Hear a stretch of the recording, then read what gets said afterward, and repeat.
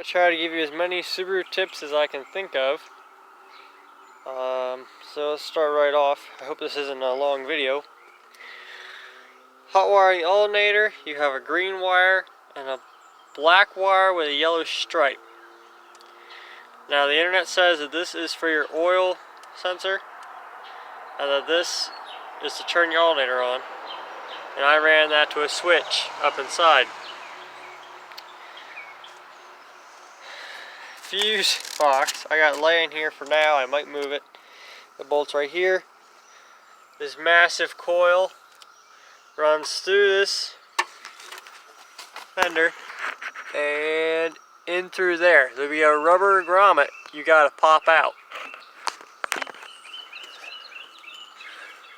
And then there's 5 switches because I reran the wires through the dash. Right there, just ripped the corner out. You'll have to unplug that to pull it out. There will be, you'll have to follow it, but there'll be 2 more white ones in here if it's like a Subaru. A big one that bolts up and one next to that. I don't know if your Impreza, or however you say that, will be like a Subaru Outback. But that's what I know.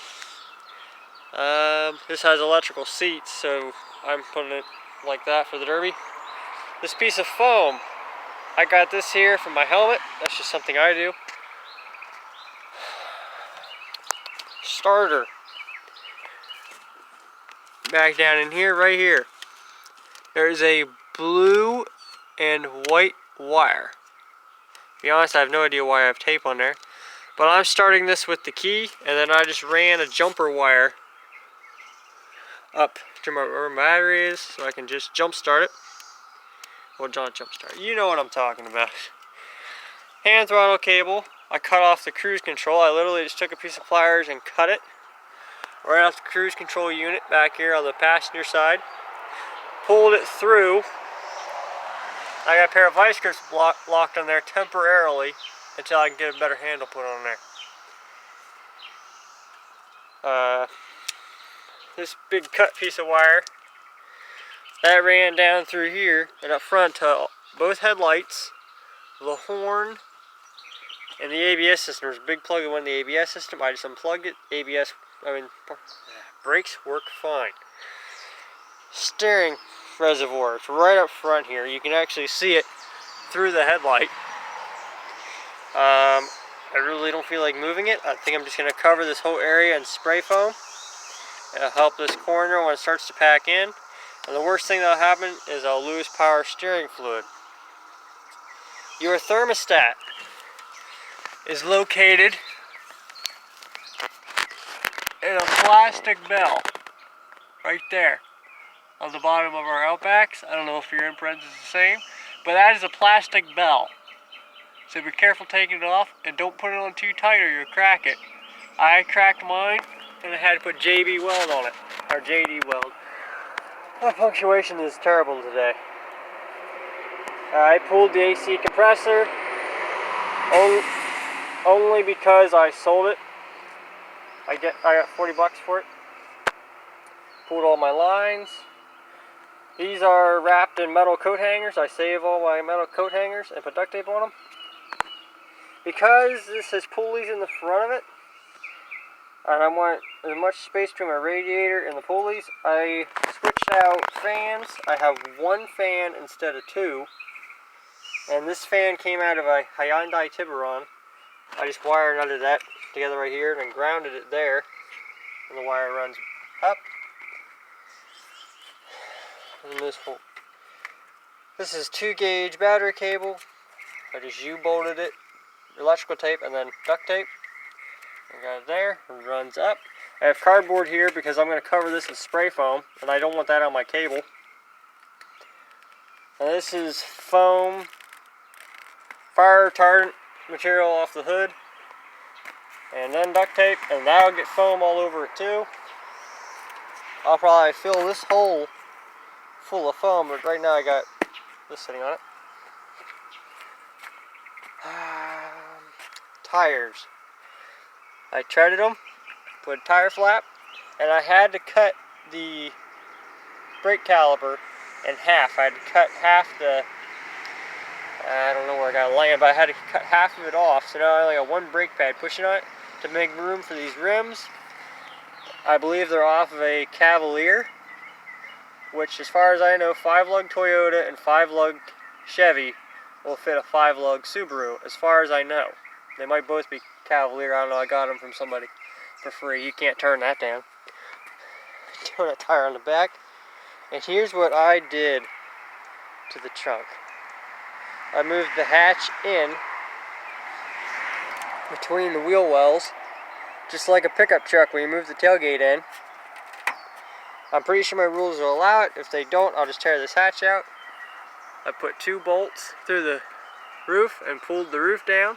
So hopefully it bends here once it starts coming up.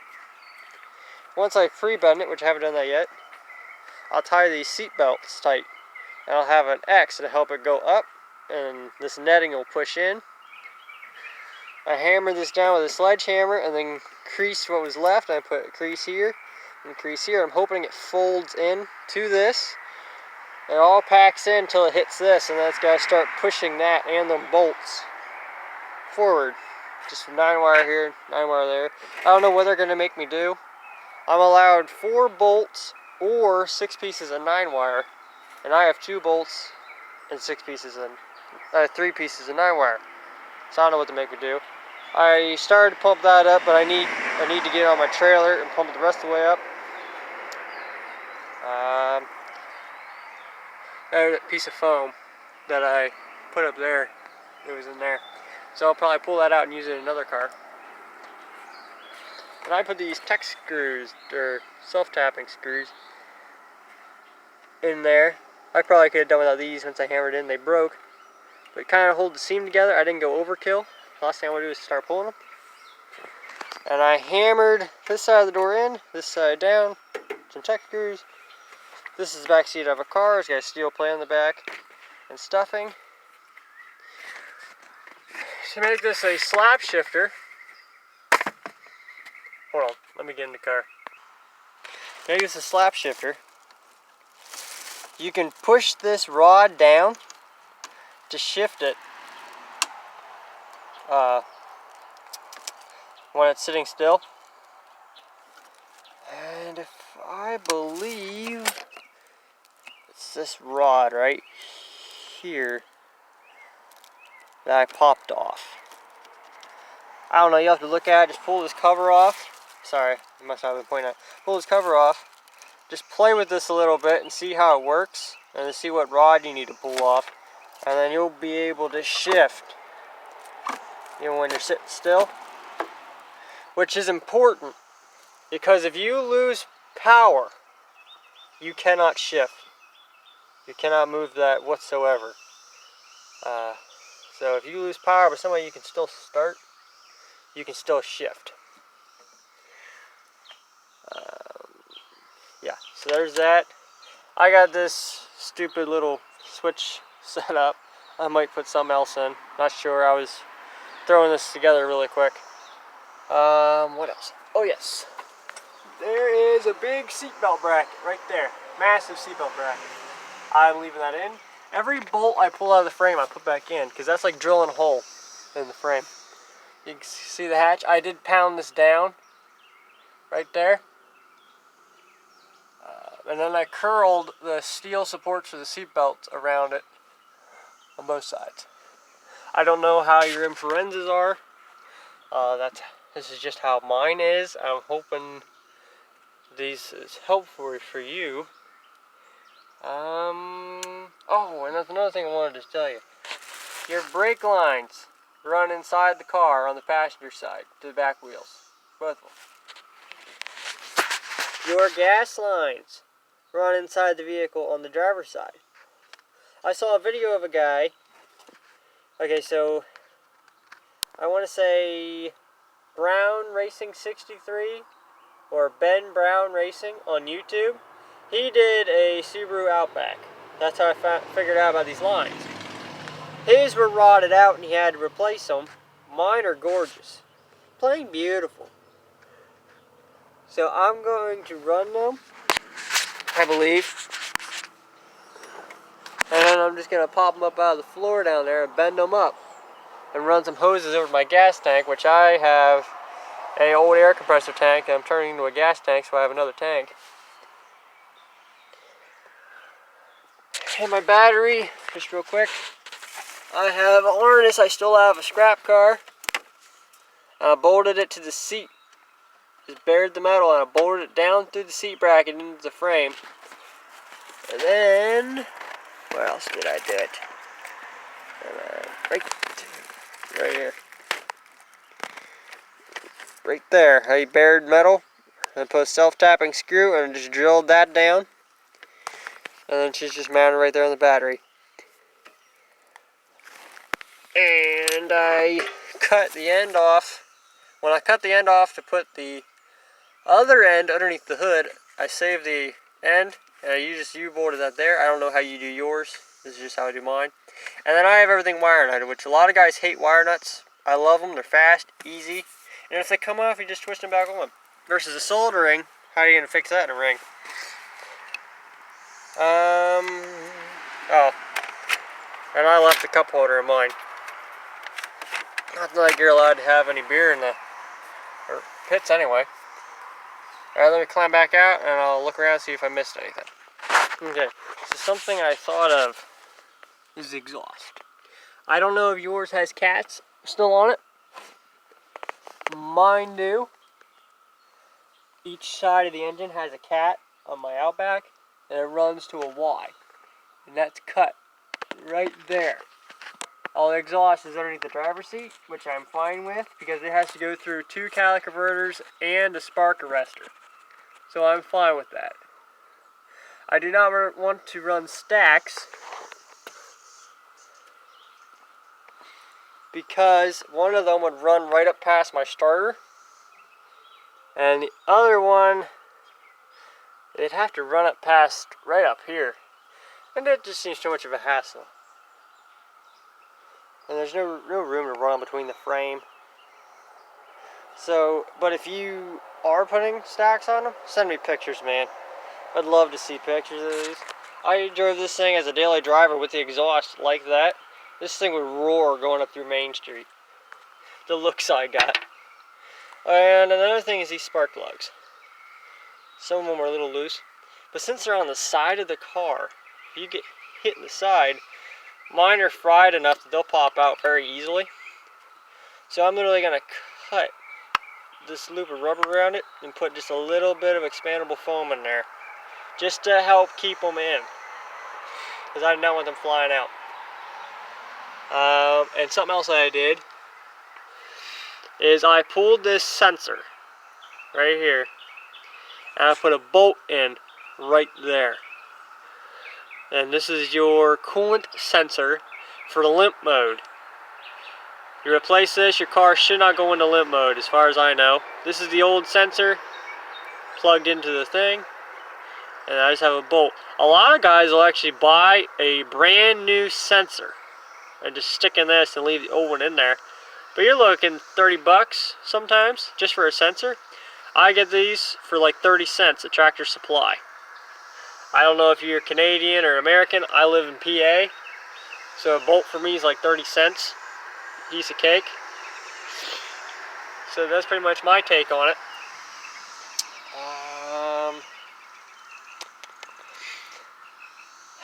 I know I keep saying it, but I think that's about it. But yeah, this timing cover is plastic. And I believe how it works is you don't have springs on your valves. It's a crank that pushes your valves in and out for these Subarus. So once this belt breaks, that keeps spinning. But your pistons are spinning as well, and it smashes all your valves. And even if you shut it off the exact same time that belt breaks, you're going to ruin all your valves. I would recommend changing it. I'm not, because this thing has an oil leak. I'm starting to act a little funny on this cylinder. This one, this spark plug right here, pulses in and out when it's running. I think the O-ring on the spark plug's bad, and it's letting pressure out past the spark plug. It's pulsing on that. I don't know what else it could be. So I'm going to replace the spark plug here shortly. And this is all I did with my negative cable on the outside. I literally just bolted it to the body, and it's bolted back to the engine, and this end's just hanging here. Somebody told me I should screw it to the frame, but I really don't want to, because then if the frame moves in this days, it's going to break that cable. Versus right now, it's got a whole lot of wiggle room. I might zip tie it. I might zip tie it down. There we go. Zip tie it down to the battery tray. But for now, I'm leaving it. Oh, and training lines. Let me block the sun here.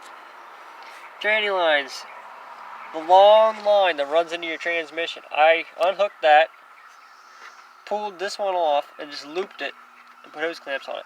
And then it hung down like 3 inches above the ground, so I just took a zip tie, and it's just very loosely holding it, and I anchored it up here to the bottom of my oil cap. And it's just really flexible, no stress on nothing at all. It's just holding that up. And I even put a piece of duct tape on here just to keep it from rubbing a hole in it in the derby.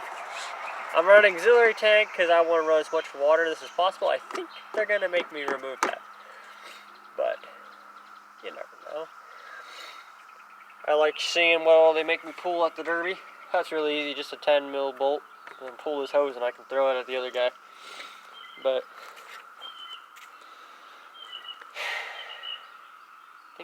think.